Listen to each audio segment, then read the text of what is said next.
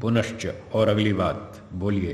लीन वस्तु लब्ध अतिशय संबंधाद्वा अदोष।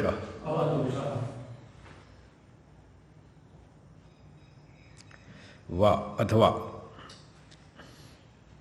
अथवा एक और समाधान करते हैं।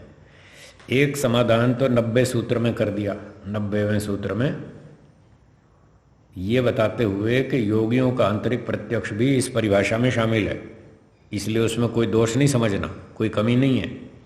अब एक और समाधान बताते हुए वही बात दोहरा रहे हैं कि पिछले सूत्र में कोई कमी नहीं है, अदोषा, कोई दोष नहीं है, पर एक नया हेतु दे रहे हैं। वो ये दे रहे हैं, लीन वस्तु लब्धातिशय संबंधाद्वा। लीना नाम सूक्ष्माणाम अतीन्द्रियाणाम वस्तूनाम। लीन मतलब सूक्ष्म, अतीन्द्रिय जो आँखों से इंद्रियों से नहीं जानी जाती, ऐसी सूक्ष्म वस्तुएं, मन, बुद्धि, इंद्रियां, तन्मात्राएं, ये हैं वो लीन वस्तु, सूक्ष्म वस्तु।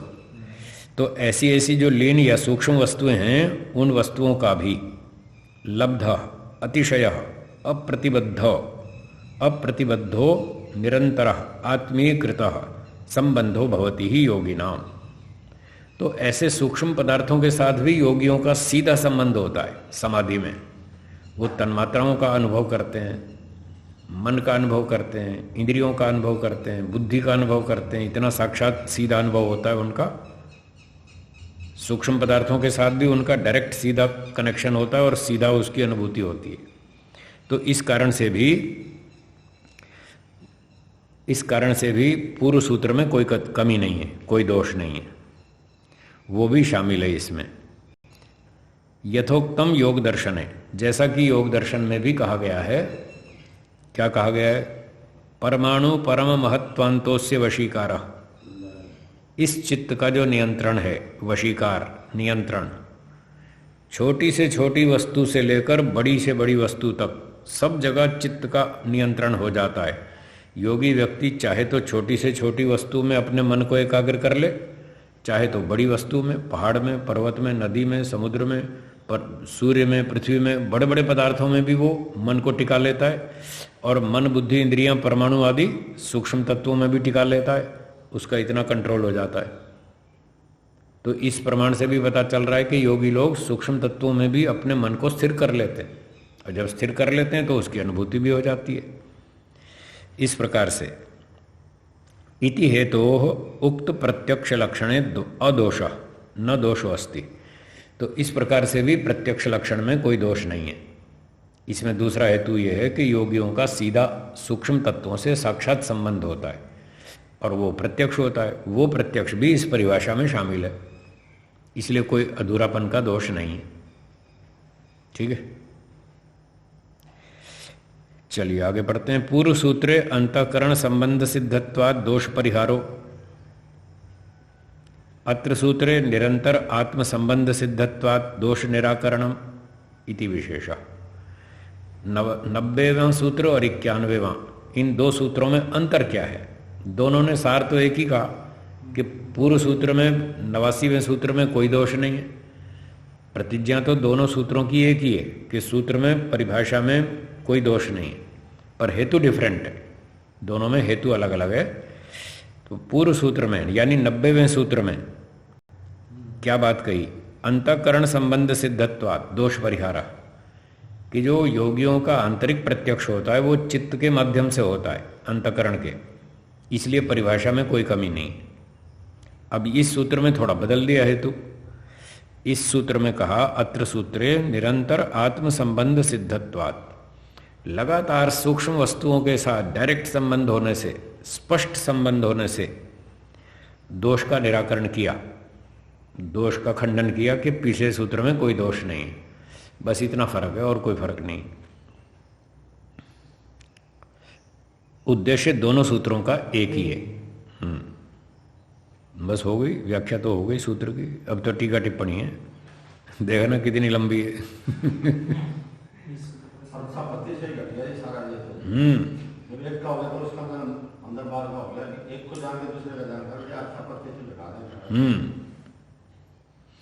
चलिए आगे टीका टिप्पणी पढ़ते हैं। अनिरुद्ध वृत्तौ विज्ञान भिक्षु भाष्ये च अत्र प्रत्यक्ष लक्षण प्रसंगे नितांत असत्य कल्पना कृता। इन दोनों टीकाकारों ने अपने भाष्य में बिल्कुल झूठी कल्पना की है। ठीक है। तत्र योगी नाम अबाह्य प्रत्यक्षत्वात् न दोष। सूत्र 90 इति सूत्रम उभयत्र पूर्व प्रत्यक्ष लक्षणाद भिन्न विषयकम व्याख्यातम। इन्होंने 89वें सूत्र से भिन्न विषय वाली व्याख्या की है, दोनों नहीं। यत् पूर्वं तो ऐन्द्रियकस्य बाह्य इंद्रिय साध्यस्य लौकिकस्य प्रत्यक्षस्य लक्षणम उक्तम, वो ये व्याख्या कर रहे हैं कि पहले वाले सूत्र में 89 सूत्र में बाह्य इंद्रियों से सिद्ध होने वाले लौकिक प्रत्यक्ष की व्याख्या की गई है, उसकी परिभाषा की गई है। न योगी नाम प्रत्यक्षस्य अबाह्यस्य, योगियों के आंतरिक प्रत्यक्ष की चर्चा 89वें सूत्र में नहीं है, वो ऐसा कह रहे हैं। बाह्य प्रत्यक्ष लक्षणमिदम लौकिकम योगी प्रत्यक्षम तो अव्यापकत्व दोष। ये तो अनिरुद्ध जी ने कहा कि बाह्य प्रत्यक्ष जो लक्षण है वो तो लौकिक है, जबकि योगी प्रत्यक्षम तो अबाह्यम अलौकिकम च, योगियों का जो प्रत्यक्ष होता है वो आंतरिक होता है, वो लौकिक नहीं होता। अतो न अव्यापकत्व दोष, इसलिए इसमें अधूरेपन का दोष नहीं है। इस तरह से उन्होंने हाँ, उन्होंने कहा भाई एक लक्षण तो पिछले सूत्र में और एक इसमें, इसलिए कोई कमी नहीं है, बात तो पूरी है, अधूरापन कुछ नहीं है। पर वो सूत्रकार के अनुकूल नहीं है व्याख्या, जैसी वो कहना चाहता है। वास्तव में क्या था वो ठीक है, जो ब्रह्मनि जी की व्याख्या वो ठीक है, उनकी व्याख्या ठीक है। इसमें इनका दोष जब बता तो रहे हैं, अभी पढ़ लेते हैं ना आगे, बहुत सारी लंबी चौड़ी बातें लिखी, इतनी लिखी आप पढ़ पढ़ के बोर हो जाओगे। क्या है कि बात को पीसते जा रहे हैं, बार बार उसी को रिपीट कर रहे हैं, आप बोर हो जाओगे। चलो अनिरुद्ध का वचन दिखा दिया, आगे देखते हैं विज्ञान भिक्षु का। इंद्रिय प्रत्यक्षम एवं अत्र लक्ष्यम, इस सूत्र में इंद्रिय प्रत्यक्ष को बताना ही उद्देश्य है। पहला सूत्र, हाँ पहला 89। योगिनश्च अबाह्य प्रत्यक्ष का, योगी तो आंतरिक प्रत्यक्ष वाले होते हैं, 90 सूत्र में वो 90 में। अतो न दोष, इसलिए कोई दोष नहीं है। एक सूत्र में बाह्य प्रत्यक्ष, दूसरे में आंतरिक, तो क्या कमी रही? कोई नहीं। वो इस तरह से अपनी व्याख्या कर रहा है। पुनश्च फिर आगे कहते हैं लीन वस्तु लब्धातिशय संबंधाद व अदोष, 91वें सूत्र। इति सूत्रे योगिनाम प्रत्यक्षस्यापि लक्षणम मतम तस्मिन् एव एकस्मिन् सूत्रे। अब जब 91वें सूत्र की व्याख्या करने लगे तब वो बात स्वीकार कर ली जो ब्रह्मनि जी कह रहे हैं मैंने कही थी, जो मैंने कही थी अब मेरी वाली बात मान ली कि 89वें सूत्र में दोनों हैं, बाह्य प्रत्यक्ष भी और आंतरिक भी। अब दोनों स्वीकार कर लिए, पहले नहीं कर रहे थे, जैसे कि उनके वचन दिखा रहे हैं। अथवा लक्षणेन योगी प्रत्यक्षस्यापि संग्रह इति पक्षांतरमाह, अथवा लक्षण से ही, लक्षण मतलब 89 सूत्र जिसमें प्रत्यक्ष का लक्षण किया था, उस लक्षण सूत्र से ही योगी प्रत्यक्षस्यापि संग्रह, तो योगियों का जो आंतरिक प्रत्यक्ष है वो भी इसमें शामिल है 89वें सूत्र में। अब वो बात मान ली। इति पक्षांतरमाह, इस बात के दूसरे पक्ष को अब कहता है सूत्रकार 91वें सूत्र में, लीन वस्तु लब्ध अतिशय संबंधाद व अदोष, ये सूत्र यूं कयम वास्तवम समाधानमाह। अब ये विज्ञान भिक्षु का कथन है, उसका तो हो गया पूरा अनिरुद्ध का। अब 91वें सूत्र के भाष्य में विज्ञान भिक्षु का कथन है वास्तवम समाधानमाह लीन वस्तु लब्धातिशय संबंधाद व अदोष, ये सूत्र आ गया। तो वो कहता है वास्तविक समाधान तो सूत्रकार अब बताएगा। अब इस पर टिप्पणी देखना। किम यत् योगिनाम अबाह्य प्रत्यक्षत्वात् न दोष, सूत्र 90, तथा लीन वस्तु लब्धातिशय संबंधाद व अदोष 91, इति सूत्रद्वयम् पूर्वोक्तस्य यत् संबंध सिद्धम तदाकारोल्लेखी विज्ञानम तत्प्रत्यक्षम इति सूत्रस्य व्याख्यानभूतम। क्या उस 89वें सूत्र की व्याख्या है ये दो सूत्र? व्याख्या है कि हाँ, ब्रह्मनि जी कह रहे हैं क्या ये सूत्र व्याख्या है क्या उसकी? सांख्यकाराद भिन्नस्य कस्यचिद व्याख्याकारस्य वचनम, क्या ये किसी और व्याख्याकार के वचन है? दो सूत्र। यत योगिनाम अबाह्य प्रत्यक्षत्वाद न दोषः 91 इति सूत्राद असंतोषम प्राप्य पुनर्वास्तविकम समाधानम आह।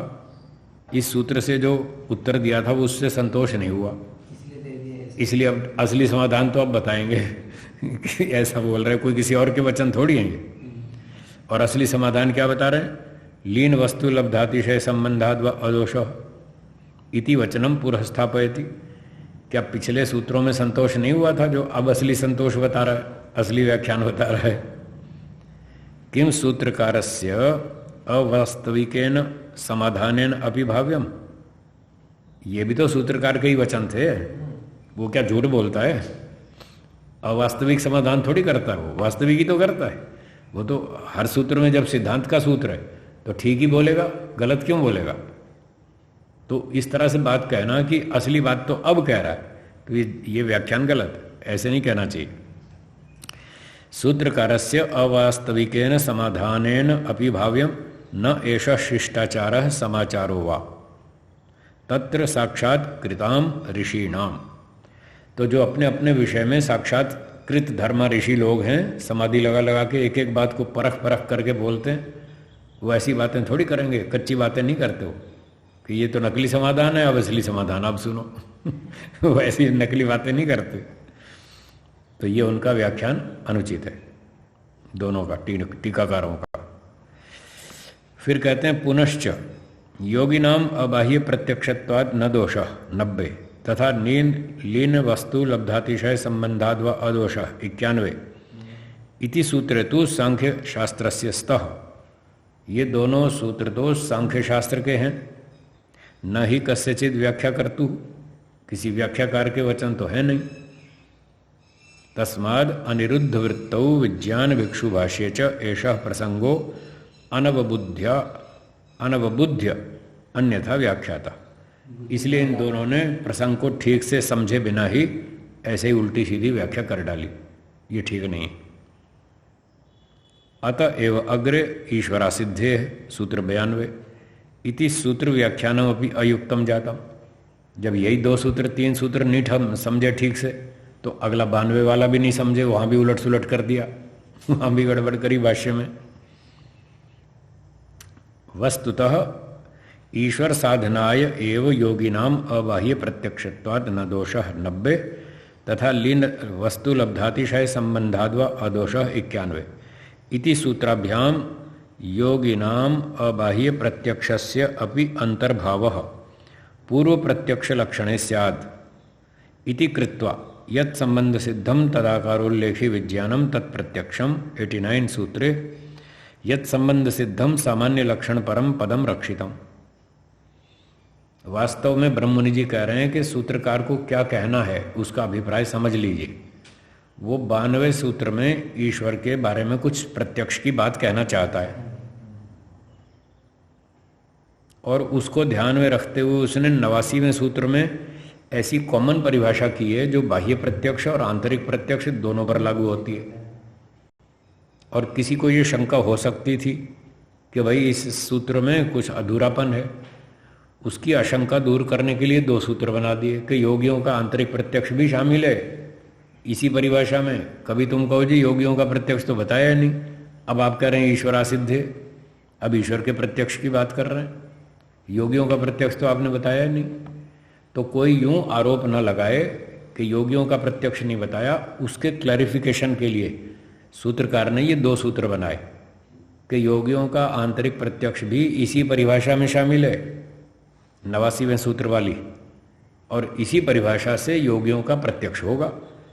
और यदि तुम योगियों का आंतरिक प्रत्यक्ष नहीं मानते तो फिर बताओ ईश्वर की सिद्धि कैसे करोगे। ये था उसका सूत्रकार का उद्देश्य। वो ये कहना चाहता है यदि आप योगियों का आंतरिक प्रत्यक्ष नहीं मानोगे तो बाहर से तो ईश्वर दिखता नहीं, और आंतरिक प्रत्यक्ष आप मानते नहीं, तो फिर ईश्वर की सिद्धि कैसे करोगे।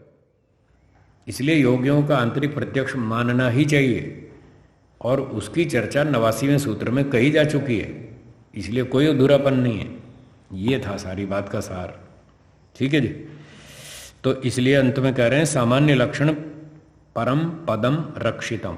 रक्षितम माने रखा है सूत्र में, 89वें सूत्र में जानबूझकर कॉमन शब्द रखा है ताकि वो दोनों प्रत्यक्षों पर लागू हो जाए, बाह्य प्रत्यक्ष पर भी आंतरिक प्रत्यक्ष पर भी, दोनों पर लागू हो जाए। यतः ऐन्द्रियक प्रत्यक्षेण ईश्वरस्य सिद्धिर न भवति। आँखों से तो, इंद्रियों से तो ईश्वर की सिद्धि होती नहीं, उसमें रूप रसगंध कोई भी गुण नहीं है। तत्र ईश्वर असिद्धि प्रसक्तिर न भवेत। बाहर से तो इंद्रियों से ईश्वर दिखता नहीं और आंतरिक प्रत्यक्ष हम बतावे नहीं, तो फिर ईश्वर की तो असिद्धि हो जाएगी, ईश्वर का ज्ञान कैसे हो पाएगा? तो ईश्वर की असिद्धि न हो जावे। अतएव इसीलिए योगी प्रत्यक्षेण तत्सिद्धिर भवेत। तो योगी प्रत्यक्ष से, आंतरिक प्रत्यक्ष से ईश्वर की सिद्धि होगी, इसलिए ये सार निकलेगा। इसलिए हम उसकी पहले से तैयारी कर रहे हैं इस सूत्रों में कि ईश्वर का जो प्रत्यक्ष है वो आंतरिक प्रत्यक्ष से हो जाएगा, ईश्वर की अनुभूति। तो प्रत्यक्षस्य सामान्यम लक्षणम सूत्रे निर्दिष्टम यत् संबंध सिद्धमिति। इसलिए प्रत्यक्ष का सामान्य लक्षण बताया 89वें सूत्र में, और उसमें शब्द यही रखे, यत् संबंध सिद्धम। चाहे जिस वस्तु के संबंध से सिद्ध हो वही प्रत्यक्ष है, चाहे वस्तु बाहर की हो चाहे अंदर की हो, दोनों पर लागू होता है। आश्चर्यम ही एतत्, ये आश्चर्य की बात है। क्या? ईश्वरा सिद्धे सूत्र अवतरणे, यहाँ ये 92 है ना सूत्र, हाँ वो गलती से 93 लिख दिया, संख्या ठीक कर लें, 92। तो ईश्वरा सिद्धे, इस 92वें सूत्र के अवतरण में विज्ञान भिक्षु ऐन्द्रियक प्रत्यक्षस्य ईश्वर सिद्धौ अव्याप्ति दोषम निराकरोति ईश्वर निषेधात्। तो इस सूत्र की भूमिका में विज्ञान भिक्षु जो हैं ऐन्द्रिय प्रत्यक्ष की सिद्धि में अव्याप्ति दोष का खंडन करते हैं, ईश्वर का निषेध करते हुए। कैसे? तस्य ईश्वरस्य सन्निकर्ष अजन्यत्वात् इति उक्त्वा। ईश्वर की जो जानकारी है, ज्ञान है, ईश्वर का ज्ञान, वो असन्निकर्ष जन्य है, अर्थात बाह्य इंद्रियों के सन्निकर्ष से नहीं होगा। इंद्रियों का ईश्वर से सन्निकर्ष हो ही नहीं सकता, क्योंकि उसमें रूप रसगंध आदि कुछ भी गुण नहीं है। इसलिए सन्निकर्ष अजन्यत्वात्, ईश्वर का सन्निकर्ष न होने से, इति उक्त्वा, ये कहकर, परंतु सौक्ष्म्याद तद अनुपलब्धि, इस सूत्र में उसने फिर ईश्वर की सन्निधि मान ली, प्रत्यक्ष मान लिया। ब्रह्मणि जी ये कह रहे हैं कि 92वें सूत्र में तो ईश्वर का प्रत्यक्ष नहीं माना उसने, विज्ञान भिक्षु ने, लेकिन आगे जो सूत्र आएगा ये वाला 109 सौक्ष्म्यात् तद अनुपलब्धि, उसमें मान लिया कि हाँ ईश्वर का प्रत्यक्ष होता है समाधि में। ये दो कंट्राडिक्शन बता रहे हैं, दो प्रमाण देके विज्ञान भिक्षु का विरोधाभास बता रहे हैं। विज्ञान भिक्षु वहां लिखते हैं 109 में, योगज धर्मस्य च उत्तेजकतया प्रकृति पुरुषादि नाम प्रत्यक्ष प्रमा भवति। योग समाधि से जब विकास होता है ज्ञान का, उत्तेजना आती है, अर्थात ज्ञान का विकास होता है, तो उससे प्रकृति पुरुष आदि का प्रत्यक्ष प्रमाण हो जाता है, प्रत्यक्ष अनुभव हो जाता है। अब यहाँ प्रत्यक्ष मान रहे हैं योगियों का, ईश्वर का प्रत्यक्ष मान रहे हैं आंतरिक, और 92वें सूत्र में कह रहे हैं ईश्वर का प्रत्यक्ष होता ही नहीं। ये विरोधाभास। यदि एवं तर्हि ईश्वर विषये प्रत्यक्षस्य अव्याप्ति परिहारो व्यर्थो। यदि ये बात थी कि 109 सूत्र के व्याख्यान में जब वो कह रहे हैं योगियों को आंतरिक प्रत्यक्ष से प्रकृति पुरुष का ज्ञान हो जाता है, अगर ये ठीक है, तो आपने जो 92वें सूत्र की भूमिका में ईश्वर प्रत्यक्ष का खंडन किया वो गलत है। जब वहां स्वीकार कर रहे हो तो फिर यहां क्यों खंडन किया? यहां भी स्वीकार करते ना। तो यहां प्रत्यक्ष का अव्याप्ति परिहार करना, ये अव्याप्ति का खंडन करना, परिहार माने खंडन, ये खंडन करना व्यर्थ है। यतः तस्यापि योगज धर्मेण प्रत्यक्षता संभवती, क्योंकि परमात्मा का भी योगज धर्म से प्रत्यक्ष हो ही सकता है, समाधि से प्रत्यक्ष उसका हो ही सकता है, फिर क्यों खंडन कर रहे हैं? इसलिए इनका व्याख्यान उलट सुलट है, गड़बड़ है, इनको छोड़ दो, ठीक व्याख्या पढ़ो जो हमने की। ब्रह्मनि जी कह रहे हैं जो हमने व्याख्या की है वो ठीक है, वही पढ़ो, इनकी गड़बड़ है। सूत्रार्थ लिखिए।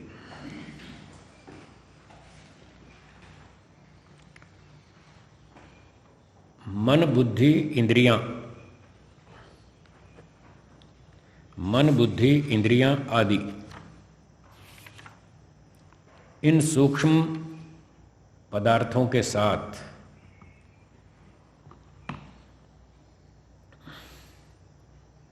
समाधि में योगियों का साक्षात संबंध होने से भी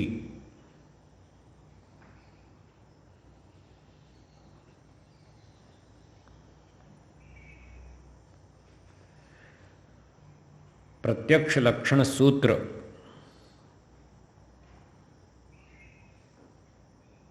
संख्या 89 में